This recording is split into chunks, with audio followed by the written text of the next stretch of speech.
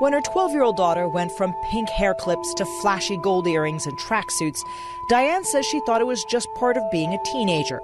She had started hanging out with the wrong group of girls, occasionally skipping class, but Diane didn't realize that her daughter was being targeted by a gang of men until police showed up at her door one night because one of her school friends had gone missing. Diane, not her real name, agreed to talk to CNN on the condition we do not reveal her face or voice. The police gave her a good talking to and explained exactly what a groomer was, that they would start off by giving them drink and cigarettes, lifts in cars and things, and then possibly going to giving them gifts, phone cards, things like that.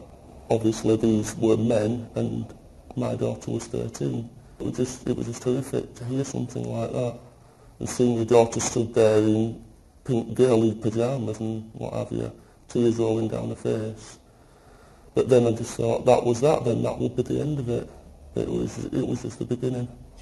A new report by Britain's Children's Commissioner says as many as 45 children a day are targeted by so-called grooming gangs in Britain. Diane's daughter is just one example.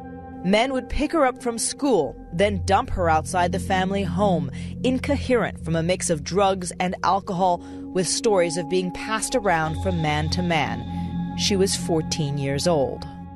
But her attempts to get help from police and social workers were ignored, she says. Support and, what are these, men, where can we locate them? I used to keep diaries with number plates, with names, places where I knew she'd been. Did you give this information to police? And what happened then? Nothing. They just said, we'll keep a log of it and just keep keeping your diaries. And that's all we used to get. And then when she got to the age of 15, because it was on and off with my daughter, they just used to say to me, don't worry, when she gets to 16 they won't want her. The gang that targeted Diane's daughter were mostly Asian men.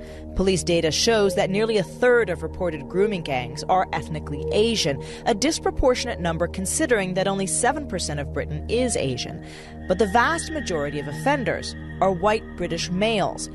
Diane feels there is a danger in focusing on only one ethnic profile. With my daughter, it was racially motivated because of the names they used to call her. They used to call her white trash and things like that. But I've heard of, white people and other communities. It's not just one race. It only came to an end because her daughter became pregnant. One day she went out and they took her to another town. One of the guys kicked her in the stomach, found out she was pregnant. That was the last time she ever went out. She stayed in from that day. She said, that's it, I'm not going. They're not harming the baby.